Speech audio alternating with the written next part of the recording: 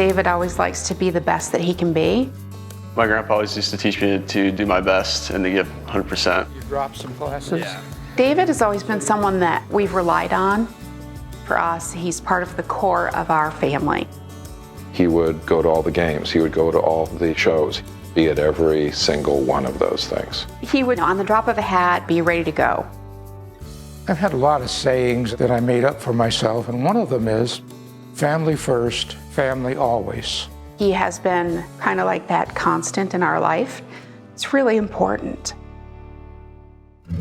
It's at 3:30 on Friday. A few years ago, we noticed that Grandpa was slowing down. Sometimes when I would ask him to go to baseball games, he would say he was too tired. I discovered less and less pleasure in doing anything.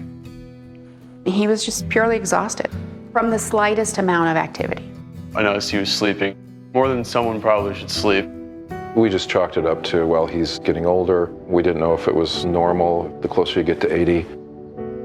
About 5 years ago, David had been told by his then cardiologist that he had aortic stenosis, and that doctor had recommended kind of a watch and wait plan of action. We didn't know how bad it had really gotten for him.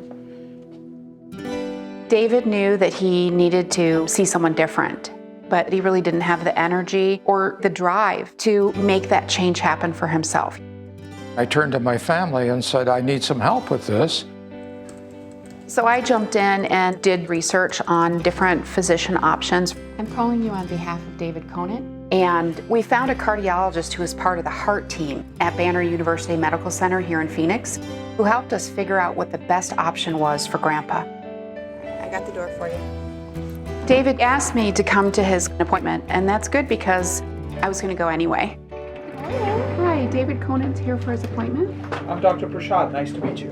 When I first saw David, his valve area was bordering on the critical range, and he was a high surgical risk for traditional surgical aortic valve replacement. The heart team decided that the best course of action was a transcatheter aortic valve replacement, or TAVR. We discussed the risks of the procedure: death, stroke, major vascular complications, and bleeding. I understood there were risks. They weren't going to keep me from having this procedure. But I must tell you, I was a little nervous. I might even go a step further. I was scared. If he didn't get help soon enough, it was down a very slippery slope. Hi, Joe. Good morning. Good morning.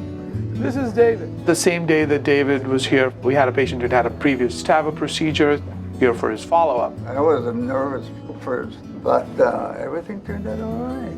He looked fabulous, and this patient was 5 or 6 years older than David. I figured that if this guy could do it, I could do it. That meeting helped cement for him that it was doable.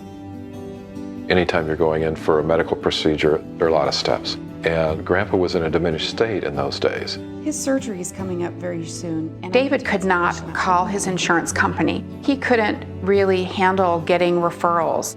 I really needed to step in and kind of take that caregiver role where I was doing behind the scenes work, trying to get him from point A to point B. The team performed David's TAVR procedure through the transfemoral approach, through the groin.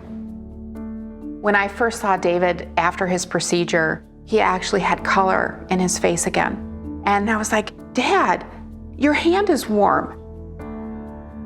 My recovery went very well, and I went home sooner than I expected to. He was relaxed, he was himself, he was happy. It was such a relief because we had been so worried for him. Today, things are very different for Grandpa. I was absolutely impressed with how He pretty much tells anybody who will listen about his TAVR procedure. I've learned, number one, that I need to have help and recognize there's an urgency to the whole matter. I also learned that my heart doesn't beat just for me. Nowadays, when I ask Grandpa if he wants to go to games, he always says yes. His overall energy level is tremendously improved. We have more time with him. We have more birthdays. We have more holidays. And I think my future is ahead of me.